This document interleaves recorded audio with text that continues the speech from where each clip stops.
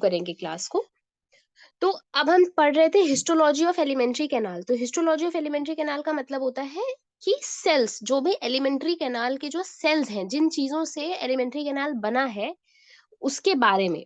तो सबसे पहले आप ये ध्यान रखिए कि जब भी हम एलिमेंट्री कैनाल की बात करेंगे, आप कैसे विजुअलाइज करोगे एलिमेंट्री कैनाल, कैसे देखोगे, कैसी दिखती है एलिमेंट्री कैनाल। तो आप इमेजिन करो एक पाइप है, ठीक है, जो पानी वाला पाइप होता है ना, जिससे हम लोग पानी देते हैं या पेड़ों में पौधों में पानी देते हैं, वैसे वाला पाइप इमेजिन करो। तो वो अंदर से खाली होता है और गोल होता है।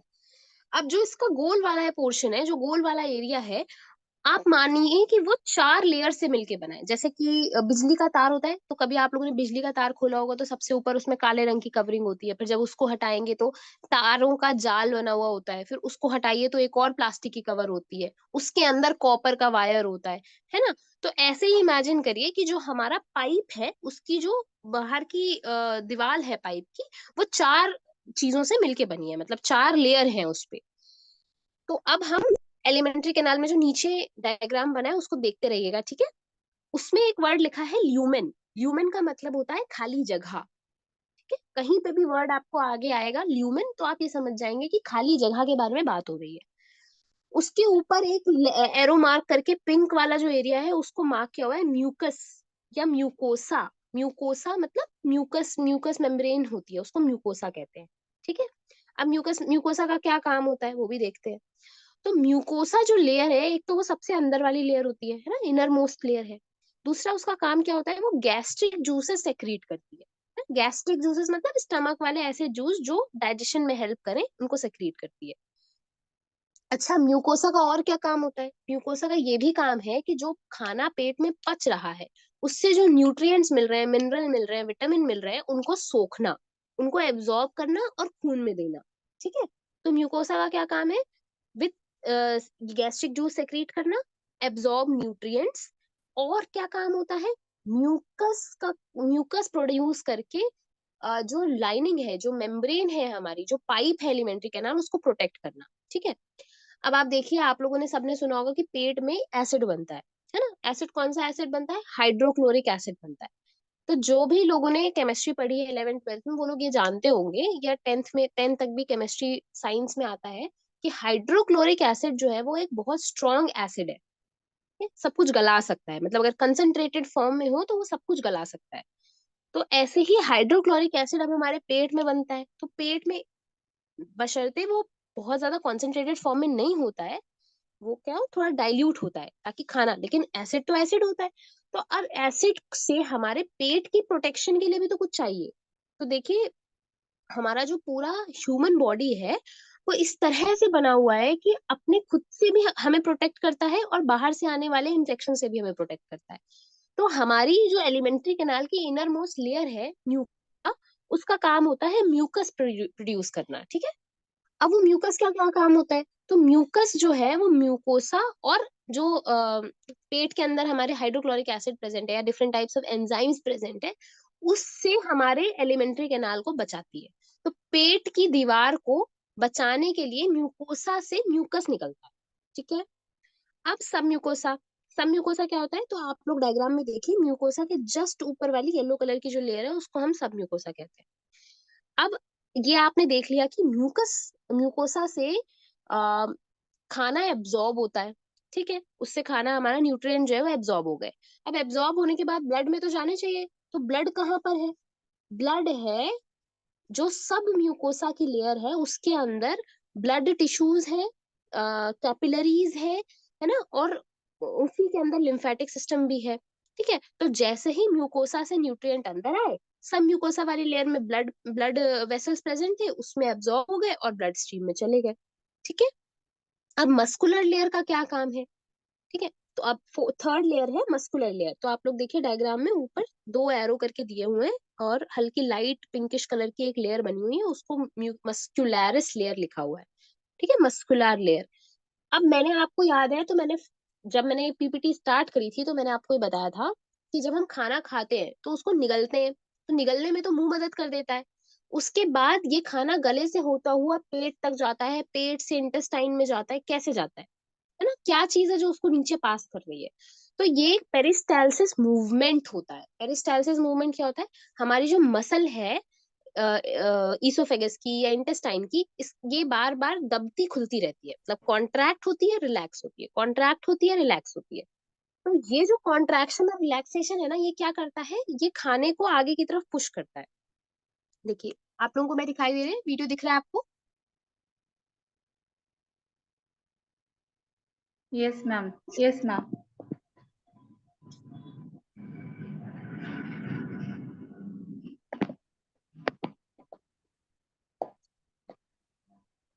एक सेकेंड रुकिए, मैं आप लोगों के लिए कुछ कैसे समझेंगे। ठीक है, पाइप तो आप सब लोगों ने देखा है ना, पाइप कैसा होता है। एक पानी की बोतल से आपको समझाया है।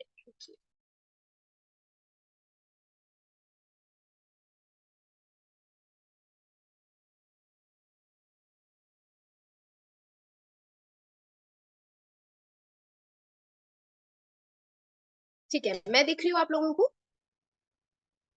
ये, इसको इमेजिन करिए कि ये एक पाइप है, ठीक है, ये एलिमेंट्री कैनाल है।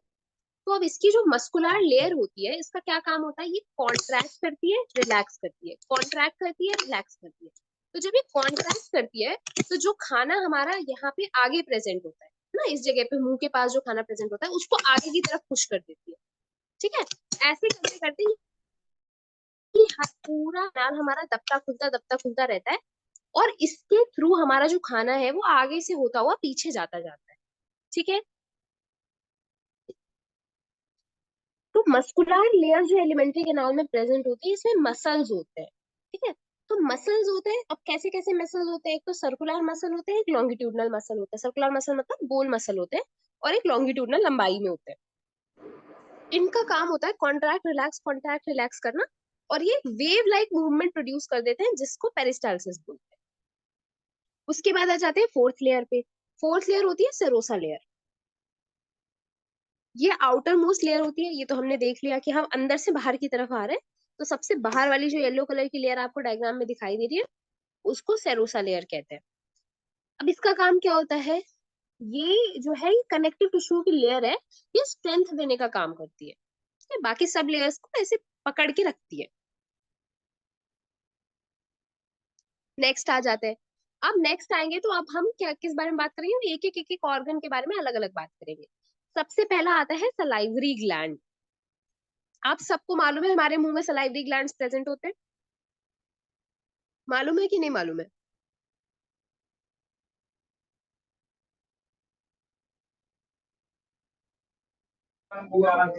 यस।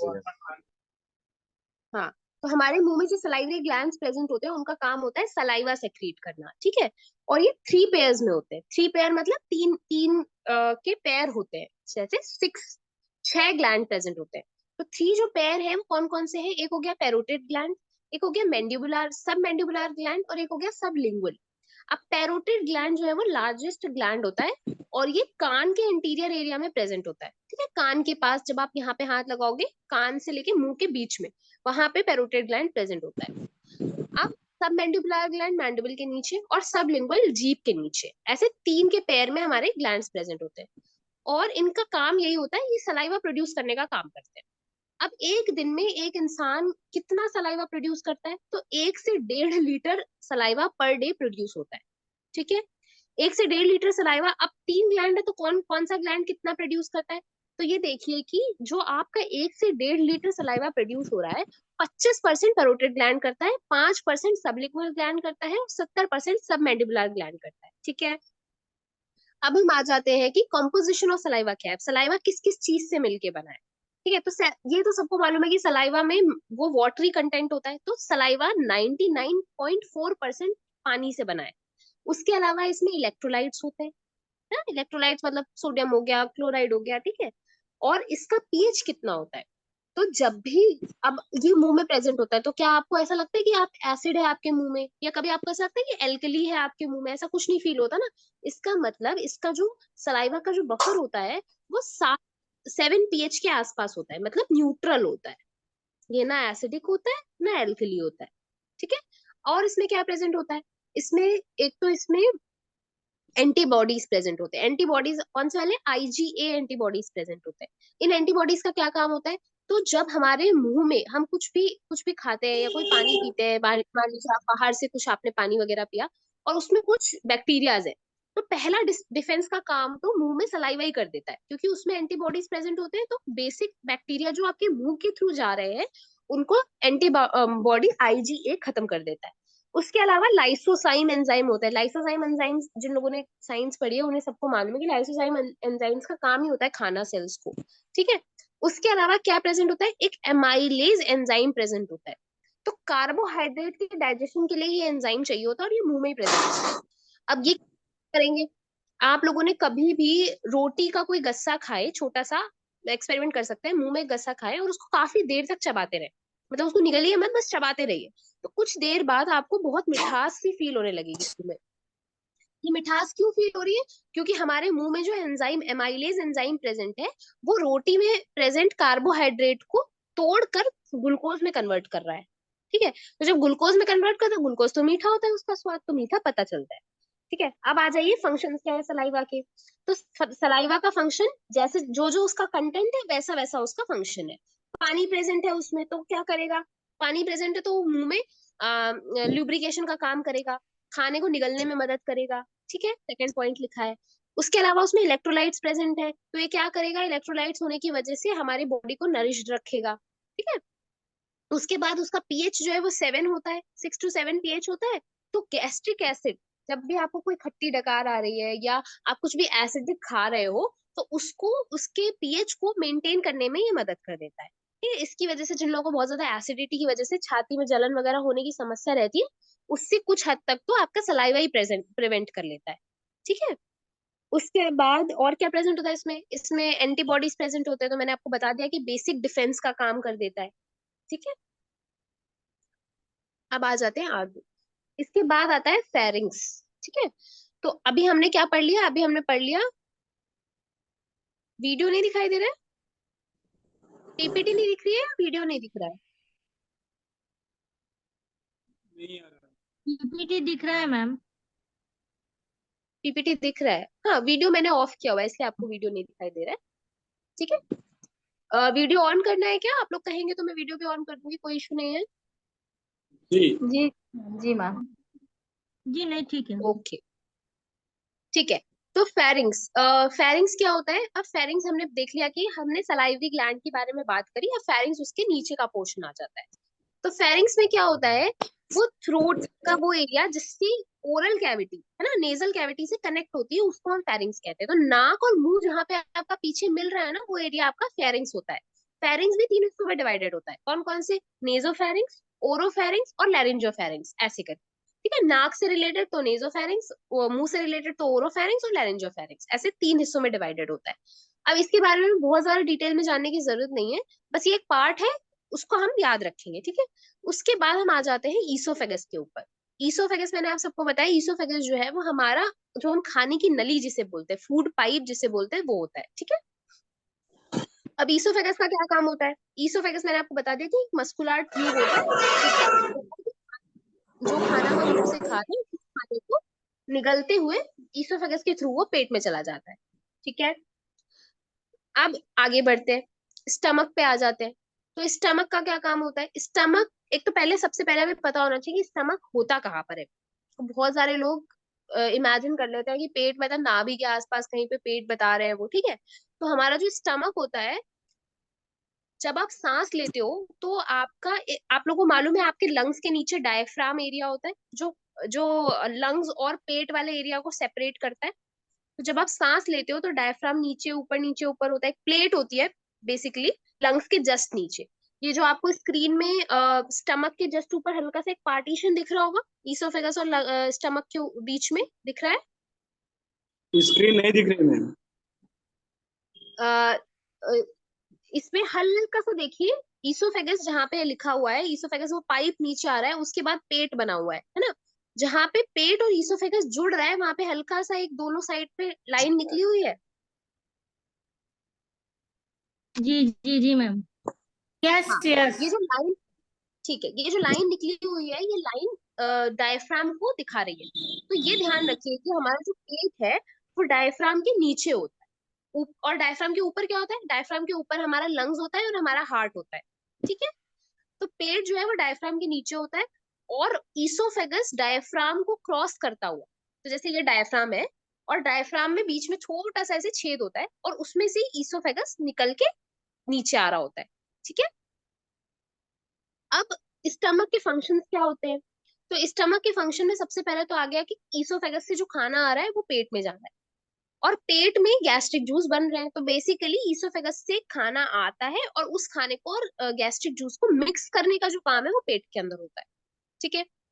अब दूसरा क्या काम है, तो हमने देखा था कि सलाइवा, मुंह में क्या डाइजेशन शुरू हो रहा था, मुंह में हमारा कार्बोहाइड्रेट का डाइजेशन शुरू हो रहा था। स्क्रीन नहीं दिख रही है, जी मैम। मैम स्क्रीन दिख तो दिख रही है? रही है। जी मैम, जी अशोक मैम। जी वर्मा दिख जी, रहे हैं। आप अशोक वर्मा जी, आप आपका शायद नेटवर्क का इशू होगा, एक बार आप फिर से रीजॉइन करिए, शायद इस जी वजह से आपको स्क्रीन नहीं दिख रही है। बाकी सबको स्क्रीन दिखाई दे रही है, तो अशोक वर्मा जी को नहीं दिख रही है, तो अशोक आप हाँ एक काम दिख करो रहा है दोबारा से। मैम, दिख रहा है। ओके, ठीक है। तो अब स्टमक का क्या फंक्शन हो गया, हमने ये देखा था कि मुंह में कार्बोहाइड्रेट का डाइजेशन होता है और स्टमक में हमारा प्रोटीन का डाइजेशन होता है, ठीक है, ये याद रखेंगे। तो जो प्रोटीन्स हम खाते हैं उनका डाइजेशन फर्स्ट टाइम कहाँ स्टार्ट होता है, पेट में स्टार्ट होता है। अब food into small interest, food जो खाना है हमारा वो स्मॉल इंटेस्टाइन में चला जाता है ना, पेट से होता हुआ ही स्मॉल इंटेस्टाइन में जाता है। अब आगे आ जाते हैं, आगे क्या है, गैस्ट्रिक ग्लैंड्स। गैस्ट्रिक ग्लैंड्स क्या होते हैं, जितने भी ग्लैंड्स आपके पेट में प्रेजेंट है और वो क्या क्या सेक्रीट करते हैं, तो ये बहुत ज्यादा डिटेल में जानने की जरूरत नहीं है, बस नाम पता होने चाहिए थोड़े थोड़े, उतना आप लोगों के लिए काफी है। तो म्यूकस सेल्स होते हैं जो म्यूकस प्रोड्यूस करते हैं, पेराइटल सेल्स होते हैं जो HCl हाइड्रोक्लोरिक एसिड प्रोड्यूस करते हैं, ठीक है।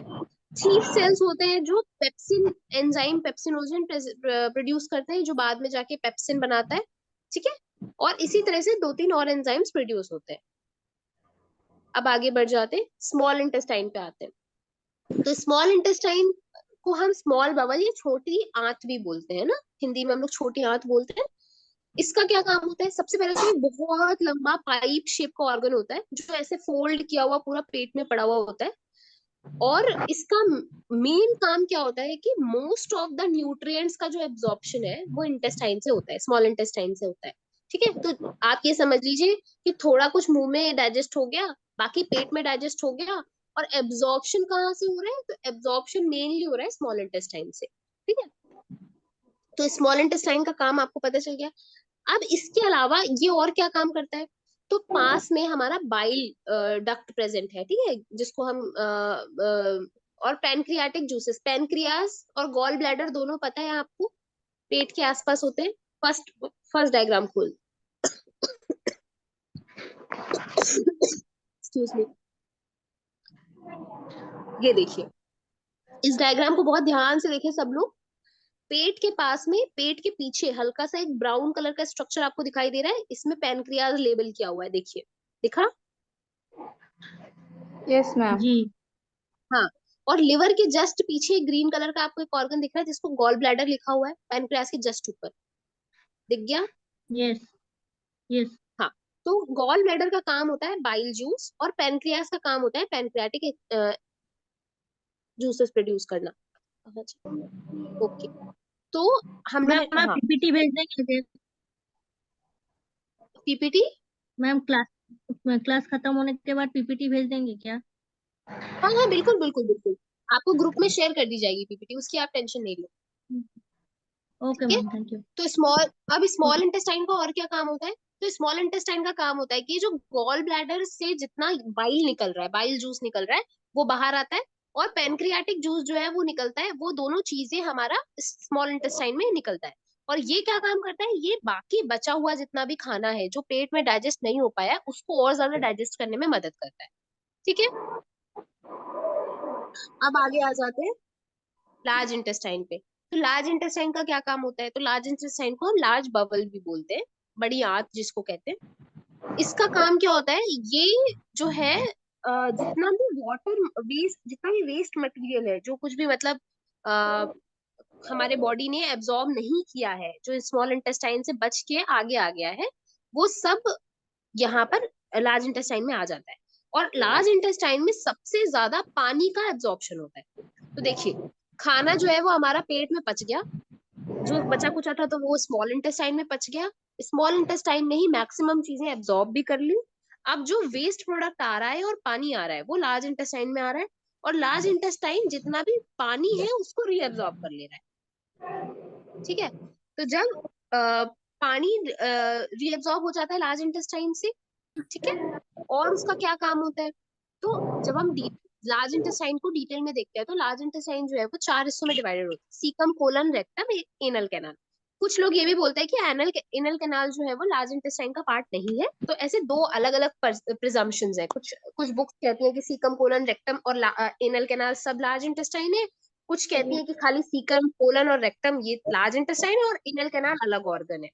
ठीक है, तो वो डिफरेंट डिफरेंट जो है प्रोस्पेक्टिव्स है। सीकम जो है वो फर्स्ट पार्ट है, कोलन जो है वो लार्जेस्ट पोर्शन होता है इंटेस्टाइन का। ठीक है, तो कोलन, जो कोलन वाला एरिया है वो लार्जेस्ट पोर्शन होता है और इसी में सबसे ज्यादा एब्जॉर्प्शन भी चलता है। ठीक है, और एनल कैनाल में हम सबको पता है कि रेक्टम और एनल कैनाल में तो सारा जो वेस्ट मटेरियल है वो स्टोर होता है और एनल कैनाल के थ्रू उसको एक्सपेल आउट कर दिया जाता है, मतलब बाहर निकाल दिया जाता है बॉडी से। ठीक है, अब लार्ज अपने को मेनली फंक्शंस देखने हैं। तो 10 जो भी लेस एब्जॉर्प्शन है, मैंने आपको बताया ना पानी का तो मैक्सिमम एब्जॉर्प्शन यहीं पे होता है, लेकिन जो न्यूट्रिएंट्स का एब्जॉर्प्शन है वो 10% से भी कम यहाँ पर होता है, क्योंकि बाकी सब कुछ स्मॉल इंटेस्टाइन ने एब्जॉर्ब कर लिया होता है। तो लेस देन 10% न्यूट्रिएंट्स जो है वो लार्ज इंटेस्टाइन में एब्जॉर्ब होते हैं। और लार्ज इंटेस्टाइन क्या करता है, फीकल मैटर को बॉडी से बाहर फेंकने के लिए बॉडी को रेडी करता है। ठीक है, तो लार्ज इंटेस्टाइन वेस्ट प्रोडक्ट आ गया, पानी जितना एब्जॉर्ब होना था हो गया, जितना बचा कुचा न्यूट्रिएंट था वो भी एब्जॉर्ब हो गया। अब जो वेस्ट प्रोडक्ट बच गया उसको उसने रेक्टम में लाके इकट्ठा कर दिया और इजेक्शन के लिए बॉडी को रेडी कर दिया कि भाई अब हमारा वेस्ट प्रोडक्ट बाहर निकलने के लिए रेडी है।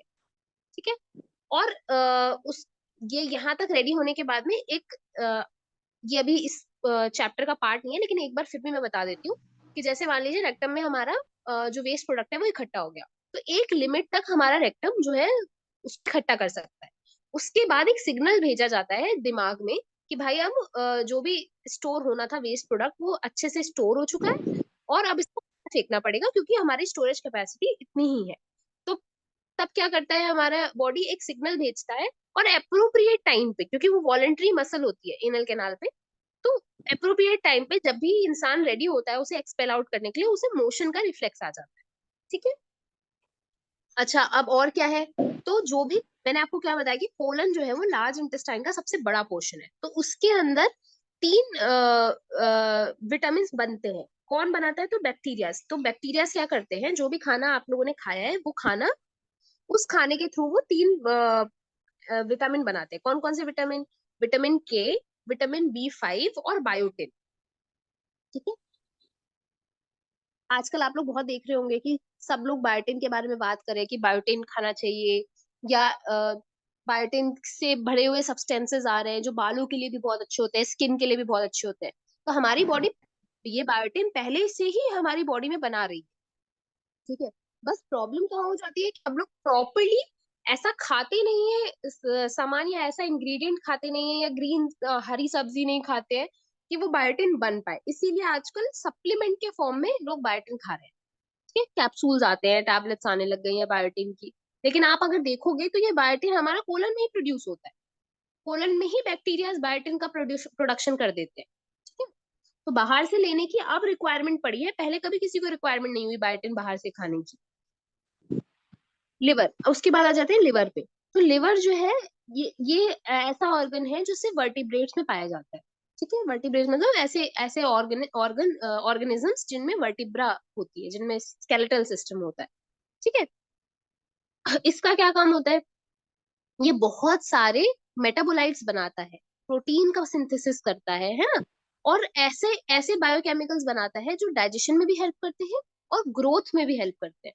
तभी तो लिवर को बोला ना, लिवर बहुत इंपॉर्टेंट ऑर्गन है, लिवर को प्रोटेक्ट करना बहुत जरूरी है।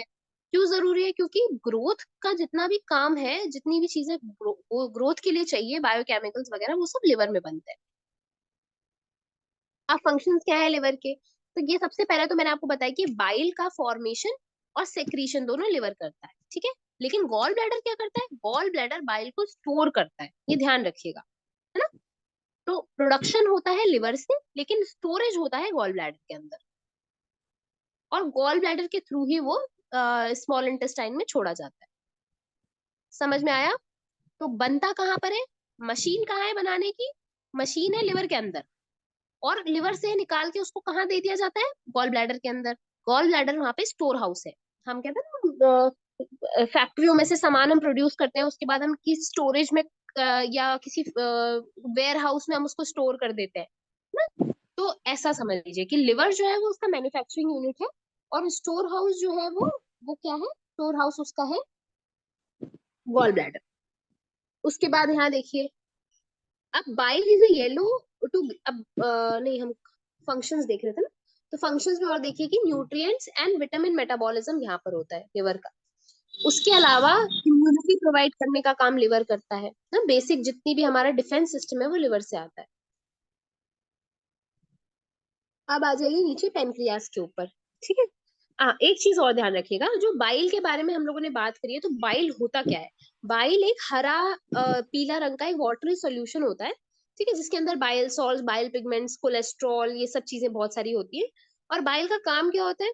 तो बाइल का जो काम है वो होता है फैट को ब्रेक डाउन करना। देखिए, अब तक सब कुछ पच रहा था, लेकिन हमने ये बात नहीं करी कि तेल कौन पचा रहा है, घी कौन पचा रहा है ना, लिपिड्स कौन पचा रहा है। तो लिपिड्स कौन पचाता है? जो बाइल हमारा सेक्रेट हो रहा है, बाइल का बेसिक काम ही होता है फैट को वो करना, ब्रेक करना। तो fat as it is absorb नहीं किया जा सकता बॉडी के अंदर, तो पहले बाइल फैट को तोड़ता है, तोड़ने के बाद में उसको एब्जॉर्ब किया जाता है। और फैट को तोड़ने के प्रोसेस को हम इमल्सिफिकेशन कहते हैं। क्या कहते हैं? इमल्सिफिकेशन। देखिए लास्ट लाइन में नीचे लिखा हुआ है इमल्सिफिकेशन, ये मैंने मार्क किया रेड कलर से, दिख रहा है आप लोगों को? यस। तो ये हो गया इमल्सिफिकेशन।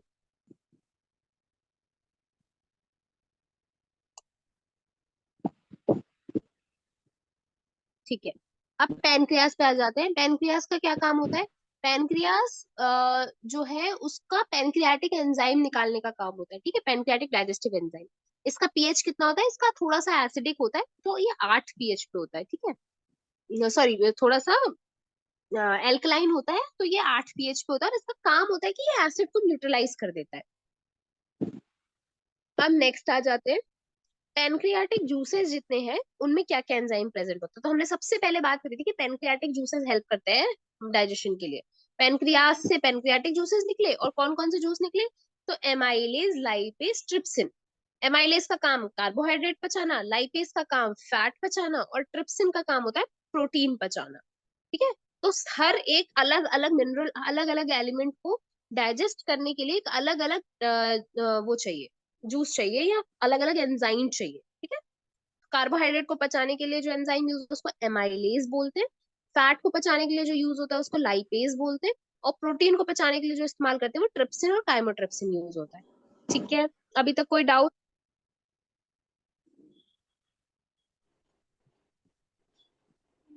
ओके किसी मैम। को भी, हाँ, किसी को भी कोई डाउट हो तो पूछ लीजिए। फिर नेक्स्ट क्लास में हम लोग रेस्पिरेटरी सिस्टम के बारे में पढ़ेंगे, ठीक है। नेक्स्ट क्लास में मैं डाइजेस्टिव सिस्टम फिर से नहीं लूंगी, क्योंकि 3 क्लासेस हो चुकी है हमारी डाइजेस्टिव सिस्टम की। अब हम रेस्पिरेशन पे आएंगे, ठीक है। तो अभी किसी को भी इसमें कोई डाउट हो तो पूछ ले, नहीं तो फिर हम क्लास एंड करेंगे।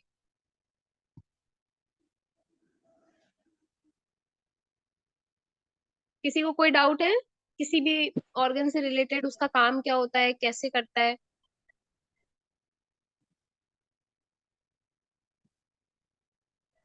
Okay ma'am. मैम वो चलिए ठीक है विटामिन फिर। के बारे में बात किया, विटामिन के, और दूसरा विटामिन जो बोला, एक्सट्रैक्ट, विटामिन जो बोला ना, एक्सट्रैक्ट, लाइफ। सॉरी, क्या चीज? आप बोलो लोग अपना थोड़ा सा जोर से बोलिए। विटामिन के विटामिन के बारे में बात किया ना, विटामिन के और विटामिन, और नीचे जो था अच्छा अच्छा अच्छा, दूसरा ठीक है कौन? ठीक है ठीक है। हाँ, तो हाँ, कोलन में मैंने जब मैं आपको लार्ज इंटेस्टाइन पढ़ा रही थी तो मैंने आपको बताया कि लार्ज इंटेस्टाइन्स के अंदर कुछ बैक्टीरिया प्रेजेंट होते हैं, ठीक है। Biotin colon biotin biotin specifically. Biotin बोला ना, हाँ हाँ बायोटिन हाँ। जो तो विटामिन है वो किसमें हाँ से मिलता है? हाँ, बायोटिन हमारे, वही मैं हाँ, आपको बता रही हूँ कि लार्ज इंटेस्टाइन के अंदर कोलन में बैक्टीरिया प्रेजेंट होते हैं हमारे इंटेस्टाइन में। अब ये जब हमारा हाँ, खाना अनडाइजेस्टेड फूड जो वेस्ट मटेरियल हमारा नीचे कोलन तक आता है, तब ये हाँ, बैक्टीरियाज उसी खाने को पचाकर और उसमें से विटामिन के बनाते हैं, बायोटिन बनाते हैं और विटामिन बी5 बनाते हैं।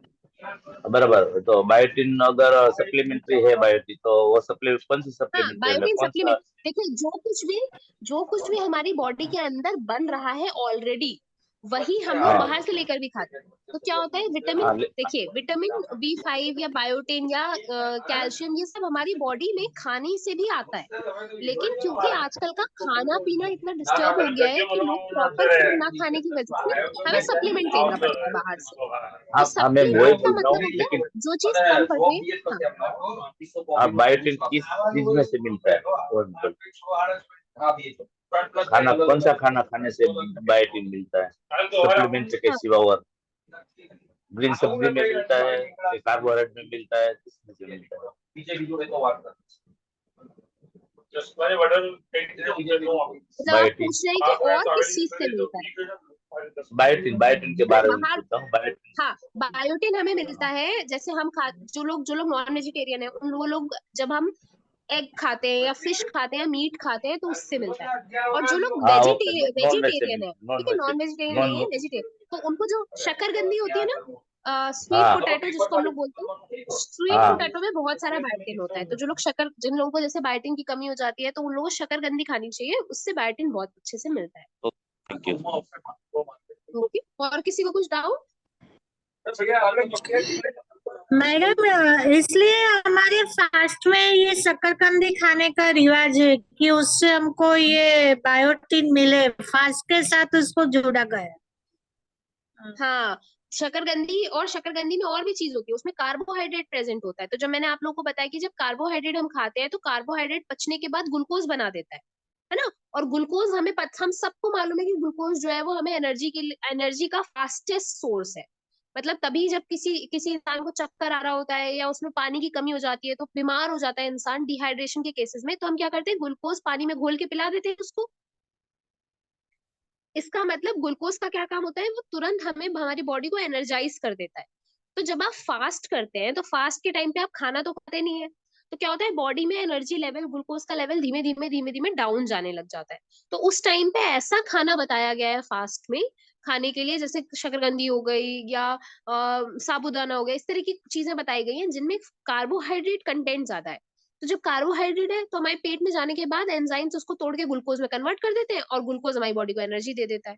ठीक है, तो फास्ट में भी आप लोगों को वीकनेस फील नहीं होती, क्योंकि उसमें ऐसा खाना फॉर्मुलेट कर दिया गया है। हमारे जो वैदिक पीरियड वाले लोग हैं या जो हमारे वेदास में लिखा हुआ है, उन्होंने सब कुछ इतना सोच समझ के लिखा है कि बॉडी को किस समय किस चीज की रिक्वायरमेंट है, उसको वो चीज दे दी जाए जो मिनिमम डायरेक्ट मिलती हो, है ना। तो बाहर, तो ये इस तरह से आप जोड़ सकते हो उसको।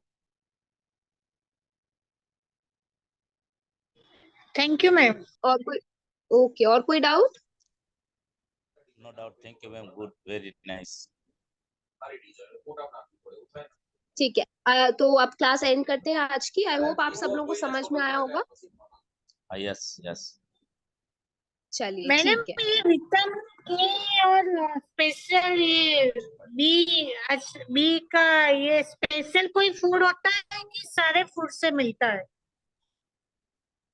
किस चीज का विटामिन के का पूछ रहे हैं आप? विटामिन के, विटामिन बी5, विटामिन बी12, वो सारे मतलब कुछ स्पेशल फूड होता है कि कोई नहीं नहीं, सारे स्पेशल, फूड से मिलता है? नहीं नहीं, ऐसा नहीं होता। सब फ्रूट में थोड़ा थोड़ा कंटेंट होता है, पर कुछ कुछ स्पेसिफिक फ्रूट्स होते हैं जिनमें बहुत ज्यादा होता है। जैसे अगर आप विटामिन के की बात करो, तो विटामिन के जब ब्रोकली आप खाते हैं, ब्रोकली हो गया या फिर आप पालक खाते हैं, है ना, उसमें ये ज्यादा होता है विटामिन के। होता बहुत चीजों में है विटामिन के, लेकिन अगर स्पेसिफिकली विटामिन के खाना है तो विटामिन के वाले खाने खाने हैं आपको, जिसमें विटामिन के ज्यादा होता है। तो किसमें ज्यादा होता है? तो ब्रोकली में होता है, पालक में होता है, जो हम पत्ता गोभी खाते हैं उसमें होता है, उसके अलावा लेट्यूस, केल, इस तरह की जो सब्जियां होती है उसमें होता है। ठीक है। और विटामिन बी और फाइव बी की अगर फाइव बात और करें, B12? मैं बता देती हूँ। B5 की अगर हम बात करें तो वही सेम सेम वो है कि B5 होता सब में है, बहुत सारे खानों में होता है, लेकिन स्पेसिफिकली जो जैसे मान लीजिए आप अगर नॉन वेजिटेरियन है तो उसमें जो एग्स, हमारे जो नॉर्मल एग होते हैं उनमें बहुत ज्यादा होता है। लेकिन अगर आप वेजिटेरियन है तो विटामिन B5 आपको सनफ्लावर सीड, क्या बोलते हैं उसको, सूरजमुखी के जो बीज होते हैं ना, कई जगहों पे उनको हम्म। ड्राई फ्रूट की तरह खाने का रिवाज है। ठीक है। तो उसके सीड में हमारा विटामिन B5 बहुत होता है, मतलब एक बहुत रिच सोर्स है वो। उसके अलावा अगर हम उसकी बात करें, स्वीट पोटैटो, वही आपको जो मैंने बताया शकरकंद, उसमें भी B5 बहुत होता है। उसके अलावा एक फल आता है एवोकाडो, आपको पता होगा, फॉरेन में बहुत खाया जाता है, हमारे यहाँ भी अब तो आने लग गया है। तो एवोकाडो में भी B5 अच्छे से होता है। ठीक है। मशरूम्स में भी होता है, और अगर आप B12 मैडम, आजकल B12 की समस्या बहुत होती है, B12। हाँ, विटामिन B12 के तो जो आप आजकल देख रहे हैं ना, कैप्सूल्स वगैरह भी बहुत आते हैं विटामिन B12 के। तो डेयरी प्रोडक्ट जितना है, डेयरी प्रोडक्ट मतलब दही हो गया, चीज हो गई, है ना, पनीर हो गया, इसमें विटामिन B12 बहुत अच्छे से होता है। ठीक है। जैसे पनीर हो गया ना, पनीर और चीज की बात करें तो इनमें विटामिन B12 भी होता है और इसमें प्रोटीन की भी अमाउंट बहुत ज्यादा होता है। तो अगर B12 मेनली आपको अगर लेना है तो फिर आप जितना भी दूध से बना हुआ दूध का सामान है वो सब आप लेंगे तो विटामिन B12 की पूर्ति हो जाती है। और अगर कोई नॉन वेजिटेरियन है तो जो फिश होती है, फिश में विटामिन B12 बहुत अच्छे से होता है। और कोई doubt? Okay, thank you madam.